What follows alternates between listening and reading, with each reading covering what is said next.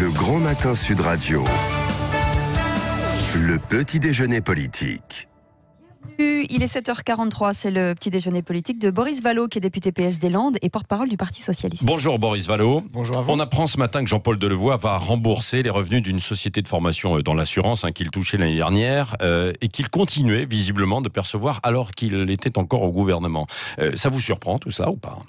Oui, ça me surprend parce que vous savez, il y a l'article 23 de la Constitution qui donne un certain nombre d'incompatibilités entre fonctions. Ouais. Et donc, quand on est ministre, on n'est que ministre, sans autre fonction ni rémunération, ce qui paraît bien normal. Oui, et si ça se confirme alors, il devra en tirer les conséquences, le gouvernement Écoutez, je laisse le gouvernement et lui-même en tirer les conséquences qui s'imposent. Mais enfin, se retrouver dans cette situation-là, ça fait un peu bricolo sur ce sujet comme sur beaucoup d'autres. Oui, ah oui, ça fait bricolo. La réforme justement des retraites, c'est bricolo alors pour le PS ? Oui. Pourquoi ? Écoutez, vous savez, pendant des mois et des mois, on nous dit qu'il y a eu une concertation. Et puis le résultat de la concertation, c'est que le gouvernement se retrouve tout seul avec plus personne, si ce n'est le MEDEF qui soutient sa réforme. C'est quand même un tour de force de réussir cette contre-performance. Et puis on le sommet de sortir de l'ambiguïté. Ça, on peut dire, il l'a fait. Avec l'âge pivot, vous avez bien compris ce que ça signifie. Il vous faudra soit travailler plus longtemps, soit gagner moins. Ça rappelle quelques slogans d'ailleurs il y a quelques années. Évidemment, c'est absolument inadmissible. C'est inadmissible sur ce sujet-là, comme sur beaucoup d'autres, mais j'imagine qu'on va y revenir. Oui, c'est ça. Mais alors, quand même, visiblement, pour les conquêtes, entre guillemets, sociales chères au PS, les petites retraites, les petites pensions sont revalorisées. Il n'y aura plus de pension en dessous de 1 000 euros. Même François Hollande ne l'avait pas fait, ça. Mais en même temps, il a ses limites. Oui. Qu'il y ait une pension minimale à 1 000 euros, oui. C'est une bonne chose. Vous vous souvenez que l'ensemble des députés, l'ensemble des sénateurs l'avaient proposé il y a maintenant 2 ans et demi, s'agissant des agriculteurs, pour porter les pensions des agriculteurs à 85% du SMIC minimum. Le gouvernement avait, par une motion de procédure, dit « ça attendra la réforme », comme si à 85 ans, on pouvait attendre très longtemps. Donc ça, tant mieux. Pour ce qui est des femmes, nous l'avons dit aussi, et d'ailleurs, le gouvernement précédent avait aussi pris des mesures en faveur des carrières hachées des femmes et des mères de famille. Mais pour le reste, regardez ce qu'il en est, par exemple, de la pénibilité. Vous savez, on n'est pas tous égaux face à l'espérance de vie. Il y a 13 ans d'écart d'espérance de vie entre les 5% de Français les plus riches et les 5% de Français les plus pauvres. Il y a 6 ans d'écart d'espérance de vie entre un cadre et un ouvrier. Et donc, il faut, puisqu'on n'est pas égal face à l'espérance de vie, qu'on soit un tant soit peu égal face à la vie dans la retraite. Oui. Et ça veut dire qu'il faut des critères de pénibilité. Et ce gouvernement... Il va y en avoir quand même. Mais comment faire confiance à ce gouvernement dont l'acte... Ah oui, non, mais c'est ça, c'est-à-dire que vous faites pas confiance. Non, mais attendez, moi, il se trouve qu'il vient pas d'arriver. Oui, même si tout est de la faute de ses prédécesseurs et qui sont en train de réparer 30 ans d'incompétence. Eux, ce sont les phénix. C'est ça, c'est ce que vous dites. Il y a une perte de confiance, parce qu'ils nous parlent de pénibilité. Mais je vous rappelle qu'un des premiers actes de ce gouvernement a été de supprimer le compte personnel de prévention de la pénibilité, de gommer 4 critères qu'il n'entend pas remettre en place, qui sont le port de charges lourdes, les postures pénibles, l'exposition aux risques chimiques, avec une prévalence des cancers qui est extrêmement important, et les vibrations. Ça veut dire, par exemple, que quand vous êtes ouvrier du bâtiment ou caissière, vous n'êtes pas concerné par ce qu'a mis en place le gouvernement. Pas plus aujourd'hui que demain. Et puis, il ne faut pas seulement un système de réparation après une vie cassée au travail. Il faut un système de prévention qui implique les entreprises pour qu'on améliore les conditions de travail, qu'on prenne en compte le vieillissement au travail. Ça n'est pas prévu par le gouvernement. Pour pouvoir quoi ? Partir plus tôt, aménager la fin de sa carrière, se réorienter. Et bien tout ça, c'est extrêmement insatisfaisant. Et puis, je voudrais quand même revenir sur cette question d'âge pivot. Le gouvernement nous dit, mais c'est incontournable, il y a un déficit. Et puis vous lisez dans le détail le rapport du Conseil d'orientation des retraites. Et puis vous vous rendez compte que ce déficit se fonde sur des hypothèses qui ont été données par le gouvernement. Et ce déficit, il est la conséquence du gouvernement lui-même. Le gouvernement a décidé de ne pas compenser les exonérations de cotisations sociales. Oui. Ça crée un trou. Oui. Il a décidé de réformer l'assurance chômage. Donc l'UNEDIC versera moins aux retraites. Il l'a décidé tout seul. Il a décidé de ne pas dégeler le point d'indice des fonctionnaires. Il a décidé de réduire le nombre de fonctionnaires. Donc il y aura moins, j'allais dire, de cotisants. Donc ce trou, il le crée lui-même et puis il lève les bras. Il y a un trou.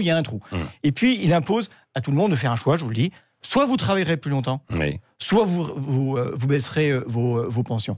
Et avec vous savez, le système de bonus, bonus-malus, oui. Et puis on nous dit, attendez, mais le gouvernement dit, vous inquiétez pas, finalement, pour ceux qui sont nés avant 75, ils ne seront pas concernés. Bah si, l'âge pivot, c'est 2027. Donc par exemple, si vous êtes né en 1965, l'âge pivot, ce sera pour vous quand même.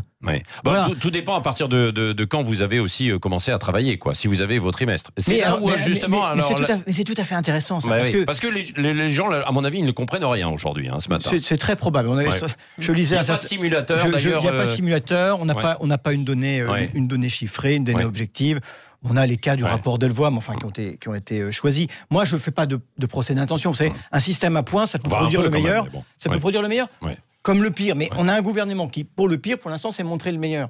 Donc, on est un petit peu inquiet. Je rebondis sur ce que vous avez dit. Ça dépendra des carrières longues. Les carrières longues, ils pourront continuer à partir de 2 ans avant les autres. Et je me dis, ah oui, 2 ans avant les autres, mais à partir de l'âge légal, 62 ans, c'est-à-dire 60 ans comme aujourd'hui, ou à partir de l'âge pivot, 64 ans. Auquel cas, ce ne sera pas un progrès. Il a évoqué, j'entendais aussi... Normalement, c'est 62 ans, d'après ce que j'ai cru comprendre, quand même. Mais bon. Il partira à 62 ans à la place de 60. Vous voyez que c'est pas une carrière longue, quoi. Vous voyez que c'est pas un progrès. C'est pas un progrès. C'est comme le Premier ministre a parlé d'un certain nombre de personnels soignants qui, aujourd'hui, peuvent partir à 57 ans, et qui pourrait partir à 61 ans et demi. On voit mal quel est le progrès. Alors, vous, le PS, qu'est-ce que vous dites donc au Premier ministre et au gouvernement aujourd'hui? Qu'il doit revoir complètement sa copie et que faire? Que nous avons un système auquel les Français sont attachés, qui a de grandes vertus. D'abord parce que vous savez que le taux de pauvreté des retraités est l'un des plus faibles du monde. Il est de 7,5% à peu près. C'est-à-dire, vous savez, on a 14% de pauvreté dans l'ensemble de la population. Les retraités sont plutôt moins pauvres. Il y a, par exemple, en Suède, qui a un système à pointe. Je dis que ça peut produire le meilleur comme le pire. 18% des retraités qui vivent sous le seuil de pauvreté. Donc, nous, ce que l'on dit, on a un système qui a des vertus, qu'on doit préserver. Et on peut améliorer sa justice et lutter contre les inégalités. Sur la question de la pénibilité. Et ça, c'est fondamental. Je ne reviens pas sur ce que j'ai dit. Sur la question des carrières hachées, des carrières courtes, des carrières des femmes. Évidemment, la carrière des femmes étant ce qu'elle est, avec des inégalités salariales, des inégalités dans les roulements de carrière, c'est d'abord là qu'il faut porter l'effort. Et ensuite, éventuellement compenser. Et puis, il y a effectivement la dignité dans la retraite. Le niveau de vie des retraités, comment va-t-il évoluer dans le temps? Est-ce qu'il va pas y avoir un décrochage qu'il nous faudra Non mais ça c'est vrai. Mais alors, il y a un âge de départ que vous voulez ou pas? Mais on a un âge de retraite qui est à 62 ans et qu'on faut rester à 62 ans et qu'on ne bouge pas. Le système est équilibré. En 2040, il faut regarder un tout petit peu plus loin que le bout du nez du gouvernement. C'est un système qui sera équilibré à long terme. En Allemagne, en Italie, on part beaucoup plus tard. Et en Asie, je vous en parle pas. Alors qu'est-ce qu'on fait pour s'aligner face à ça? Alors, écoutez, est-ce que la question est celle de la nécessité financière, il n'y en a pas. Celle de la justice, on peut l'améliorer. On peut l'améliorer. On peut l'améliorer. Et nous sommes favorables à l'amélioration sur un certain nombre de ces points. Aussi sur le taux de remplacement de ceux qui ont eu des carrières à bas salaire. On a besoin aussi que les très hauts salaires contribuent. Est-ce que vous avez noté le scandale de la contribution des très hauts revenus? Aujourd'hui, vous contribuez à 28,1%, une cotisation à 28,1% jusqu'à 27 000 € par mois. Demain, ce sera jusqu'à 10 000 €. Alors, au-dessus de 10 000 €, il y aura, c'est ce qu'on appelle la part non contributive. Ça ne se crée pas de droit pour soi-même, mais ça permet de financer la solidarité. Ce sera rehaussé de, je crois, 2,1 à 2,8. Mais ça fait plusieurs milliards d'euros qui vont pouvoir aller à la capitalisation. Est-ce que vous pouvez faire bouger Édouard Philippe? Écoutez, je crois qu'on l'espère. Honnêtement, ce matin, chacun aurait préféré avoir de bonnes surprises et pouvoir sereinement se dire... C'est une réforme de progrès. Ça ira mieux demain qu'aujourd'hui. Je crois que malheureusement, personne n'est en situation... Il est dans les pas d'Alain Juppé, il est ferme comme lui. Il est droit dans les bottes d'Alain Juppé. Il est droit dans les bottes d'Alain Juppé, C'est-à-dire C'est-à-dire qu'on a le sentiment que, je ne sais pas, peut-être que je ne connais pas la psychologie des uns et des autres, mais peut-être que se sentant l'héritier...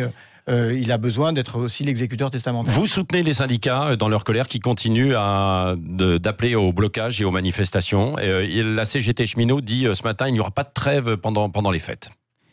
Écoutez, c'est dans le camp du gouvernement qu'est aujourd'hui la balle. Ouais. Les Français ont été patients, nous avons attendu, nous avons été pendant des mois dans l'incertitude. Voilà quel est le projet du gouvernement. Je n'ai pas parlé des enseignants qui ont, en dépit des déclarations de leur ministre, quelques motifs d'inquiétude, parce que ce qui est annoncé n'est pas à la hauteur des 10 à 12 milliards d'euros. Que doit faire le gouvernement ? Il doit négocier la semaine prochaine, assez vite ? Mais je crois qu'il faut remettre tout sur la table. Oui.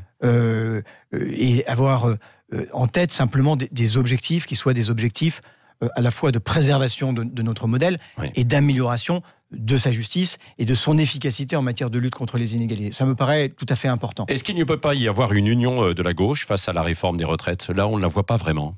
Écoutez, il y avait hier soir une réunion publique à Saint-Denis où l'ensemble des partis de gauche étaient représentés, ont donné de la voix ensemble parce qu'ils ont les mêmes préoccupations de justice et de lutte contre les inégalités. Est-ce qu'ils ont tous les mêmes solutions ? Non, on a chacun notre histoire, notre chemin, il n'y a pas d'union de la gauche. Nos propositions. Il y a une union contre les injustices de ce gouvernement et contre la remise en cause d'un modèle. Vous pouvez travailler avec les Insoumis, avec les Verts, etc. Sur un certain nombre de sujets, on travaille déjà ensemble, ça ne vous aura pas échappé. Parfois, l'arc républicain est encore plus large.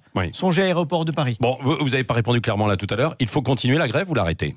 Il faut continuer à lutter contre ce projet de réforme qui n'est pas un bon projet. Vous soutenez la grève de la CGT, y compris pendant les fêtes, je soutiens toutes les formes de mobilisation en espérant que le gouvernement ait la sagesse de donner la possibilité qu'il y soit mis fin vite, parce qu'il aura renoncé à ces mesures injustes. Boris Vallaud, question maintenant de Cécile Le Ménibus. Aujourd'hui, l'Assemblée nationale va examiner une proposition de loi sur la création d'une prime pour le climat et la lutte contre la précarité énergétique. C'est quoi l'objectif ? Écoutez, vous savez, on s'est fixé des objectifs qui est neutralité carbone à horizon 2050, élimination des passoires énergétiques dans les 10 ans. Parce que vous avez 3,8 millions de Français, de ménages français, qui vivent dans la précarité énergétique. C'est-à-dire qu'ils consacrent une part considérable de leur budget, au détriment d'autres choses, à se chauffer. Nous avons besoin de massifier notre politique de rénovation thermique des bâtiments, avec des considérations qui sont environnementales, parce qu'il y a un calendrier qu'on ne peut pas différer. Malheureusement, c'est celui du changement. Votre proposition de loi, alors qu'il y a déjà le crédit, enfin la prime rénov qui a été de Julien de Normandie, qui doit s'appliquer en janvier. Parce que le gouvernement, dans la politique qui est la sienne, et je ne jette pas la pierre, il y a une décennie perdue pour tout le monde. Et chacun a sa responsabilité, et donc maintenant on doit prendre ses responsabilités. Nous amène à une neutralité carbone à horizon de 2080. C'est-à-dire 30 ans trop tard. Oui, mais quand même. Oui, il n'y a pas de c'est 30 ans trop tard. Et donc nous proposons, et on espère être entendu, nous proposons un mécanisme de massification de cette rénovation avec des aides, avec des aides extrêmement. D'abord, nous redéployons une partie des aides qui existent à hauteur de 10 milliards et demi. Une partie n'est pas utilisée. Et puis nous disons. Nous avons un système qui permet de rembourser au moment de la mutation, c'est-à-dire de la vente, de l'héritage. C'est-à-dire que si vous vendez, vous faites vos travaux, ça ne vous coûte rien au moment où vous faites les travaux. Et puis dans 30 ans, sur la part non subventionnée, mais il y a des subventions qui pondent dans certaines circonstances à 50% du montant des travaux, vous pourrez nous rembourser qu'au moment de la mutation. Mais autre bien ne sera plus une passoire énergétique, il aura pris de la valeur. Et ceux qui resteront des passoires énergétiques, vous savez, ce sera comme sur les marchés financiers, ce sera des actifs pourris. Ça ne vaudra plus rien. Merci Boris Vallaud, député socialiste des Landes et porte-parole du PS, était l'invité ce matin de Sud Radio. Restez avec nous dans quelques instants, on sera avec l'UNSA RATP qui appelle à élargir le mouvement et à l'installer surtout dans la durée. 57.